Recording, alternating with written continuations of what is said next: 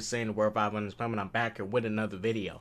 I want to talk about something real quick. I want to talk about something DC related. Shouts out James Gunn for the tweets he put out today. We gonna talk about that other shit too. But first things first, we need to get Crybaby Fisher out the way. Crybaby Fisher. Let's get him out the way. So this nigga is still crying about some old ass fucking tweet where James Gunn apologized to him and did all that just to make this little boy happy. And he's mad about an old ass fucking tweet from damn near last year. Let's go ahead and look at it. So, Ray Fisher just posted today. The way that James Gunn uses fake grace on Twitter is really funny. Him going to bat for Joss Whedon, pseudo apologizing for it, and then deleting it immediately before taking his new DC job is not. Refusing to apologize for toxic behavior seems to be a job requirement for WBDC. Cool. Now this is how it all started. He was butthurt that Ray Fisher he was butthurt that James Gunn liked this tweet. So mind you, listen already. We're dealing with an individual who's mad because somebody else liked the tweet, right? Liked the tweet. Cool. Now do this on the James Gunn. Let's go to the next one. James Gunn said, "You got it." Shortly after Allen tweeted this, he apologized for commenting on a situation he knew nothing about. "I read what Allen said and I thought, damn, he's right. It was something I knew nothing about and I shouldn't have liked the tweet." I mean, honestly, you can like whatever tweet you want. I don't care. Thank you at James Gunn. Okay. Now he's mad because James Gunn's tweet deleted. But let me show y'all this. Already made it to where his tweets automatically delete. So you won't see this man's tweets for a certain amount of months anyways, because they gonna get deleted anyways, automatically delete. I don't care. I really don't care if he does this or not. I really don't care. But here's your explanation, Ray. Do your research first. You know what Ray Fisher could have done was DM James Gunn. You know, because Ray Fisher's a celebrity. You know, he would easily respond to him or email him before doing this. Like, bro, this man really salty that he's never going to ever play Cyborg again. He's salty that he's done. He's salty that Justice League was his big break and that's all he really got. And he over here doing other stuff that people not really checking out. So, bro, look. Ray Fisher's A over E movement have always been bullshit. This nigga Ray Fisher waited until Zack Snyder Justice League, which is entertainment. He had 4 years to speak on the abuse of Joss Whedon, Jeff Johns, John Berg, and all these people that messed with him. He had 4 years. This nigga waits until Zack Snyder's Justice League gets announced 4 years later to speak on abusive behavior.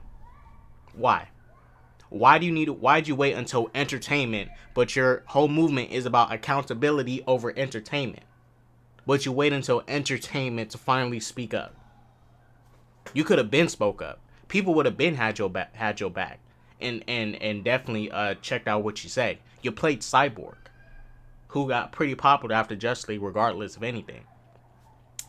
This is why I'm so glad. Hopefully, I know James Gunn will do it. I hope Cyborg is not in the new Justice League roster because I think that got Ray so big head like, oh, I'm a Justice League member. Like, bro, nigga, you a Titans character.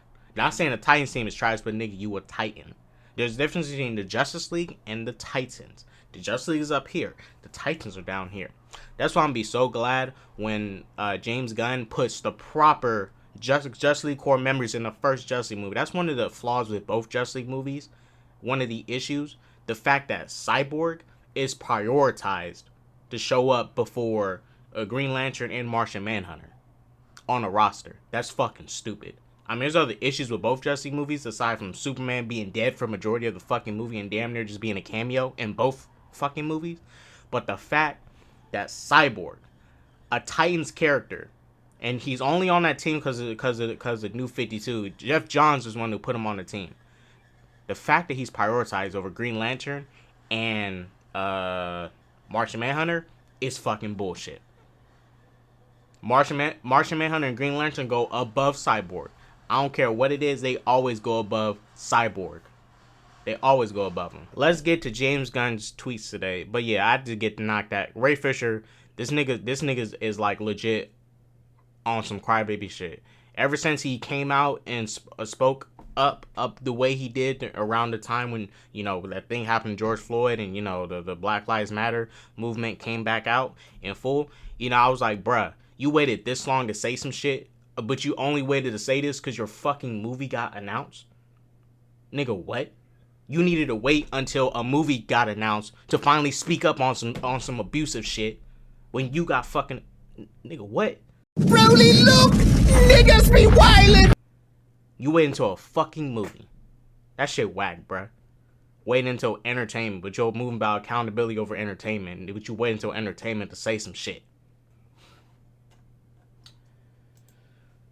James Gunn has stated, one of the things Peter and I were aware of when we took the job as heads of DC Studios was a certain minority of people online that could be, well, uproarious and unkind, to say the least. Snyder's minions. Our choices for the DCU are based upon what we believe is the best for the story and best for the DC characters who have been around for nearly 85 years. Perhaps these choices are great, perhaps not, but they are made with sincere hearts and integrity and always with the story in mind. Yes, always the story in mind. We need to move on from these actors. You know, one thing I hate, especially in the comic book movie genre, is these actors becoming way more important than they are compared to these characters that will live on past us. You know, I'm not trying to. I'm realistic. Right? Let's say if I played Batman. Let's say I got to play a black Batman. You know, once I move on from this earth to whatever plane of existence there is, Batman's gonna be around.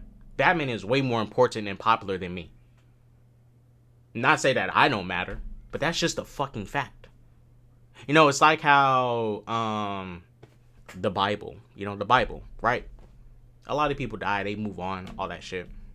But this book is a lot more important than most people. You know, symbols, all this, you know, symbols, text, and all this stuff, they transcend people. And most of these characters are that. They stand for something. They're symbols, you know. Not to say these are people we actually look up to because they're fictional, but people look up to these characters. They see these characters and they get attached and they see qualities of them that they want to eventually have, you know, that they want to strive for. But yeah, my biggest issue with comic book movies today, these actors becoming way more important than these characters. Like shit, we saw in Spider-Man No Way Home, the final act, the 3 Spider-Man running around. You know, mind you, they're fighting like 6 different villains, and these motherfuckers keep on taking off their masks and shit just to show the actor's face. It's like, bro, I get it. I know who is who. I don't need to keep seeing your fucking face. Be Spider-Man, motherfucker.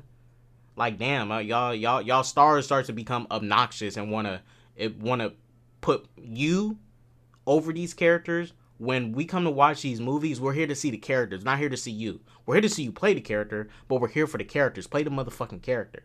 Do your part, do your role, and keep it pushing.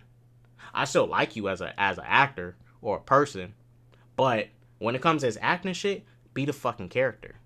Get that other shit out of here. Like, cut that shit out. Cut that shit out.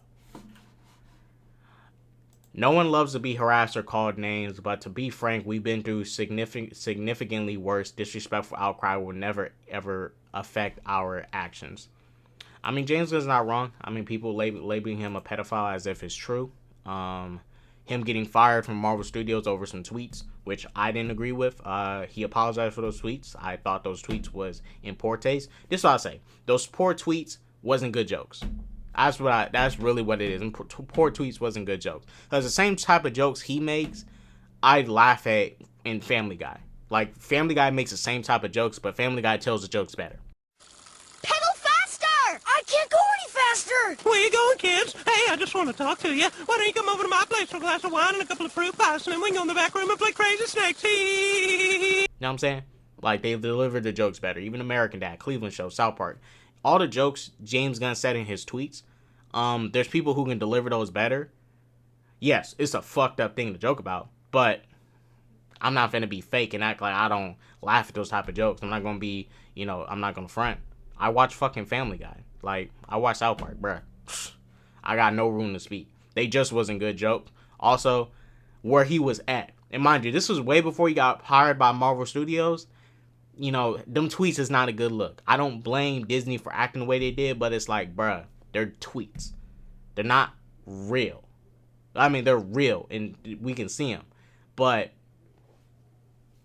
this doesn't justify that he's a pedophile or not. Like, you have to prove that. Like, prove it with hard evidence. Those tweets is not evidence that, oh, he's a pedophile. It can allude to something, but that's not enough evidence to say somebody a pedophile. Unless you actually catch him doing that shit. So, no. We are aware there would be a period of turbulence when we took this gig, and we knew we would sometimes have to make difficult and not so obvious choices, especially in the wake of fractious nature of what came before us. Yeah, he's talking about the shitty DC before. And mind you, DC was not consistent. That's what was the biggest problem. They was inconsistent. The universe started out fucking like inconsistent as shit. The world building was shit. It was so much shit. But this means little to us in comparison to our job as artists and custodians and help to create a wide and wonderful future for DC. Yep. Someone asked, is Blue Beetle going to be released next year? James said, oh yes. I mean, that's obvious. Everybody knew that. Also, another thing.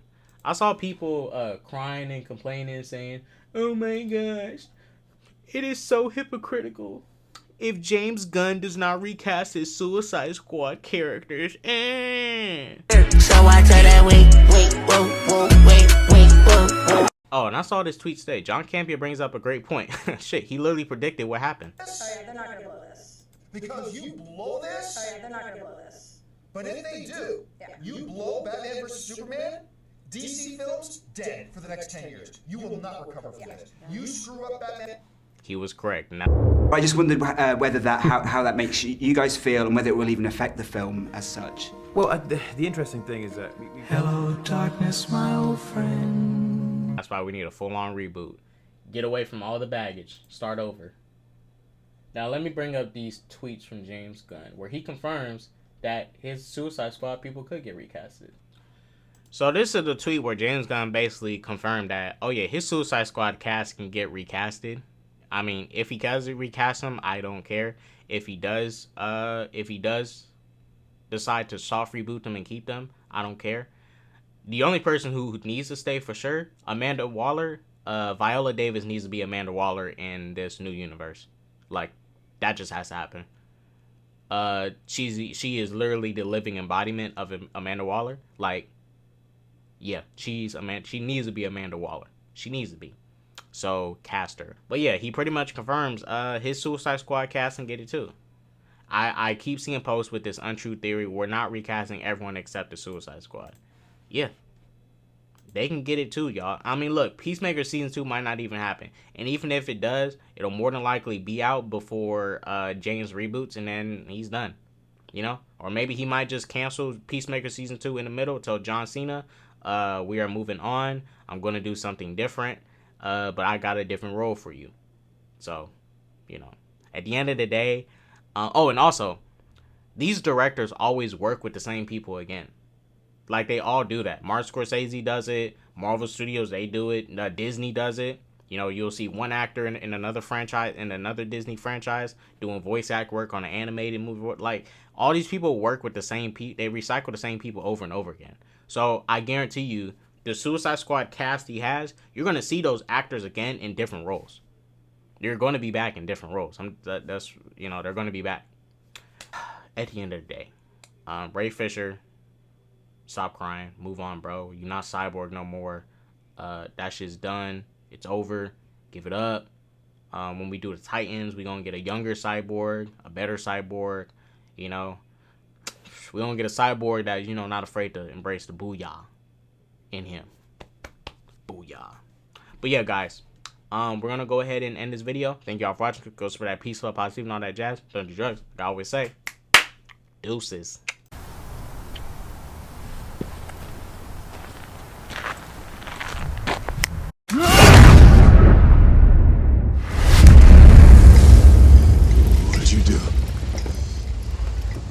you do?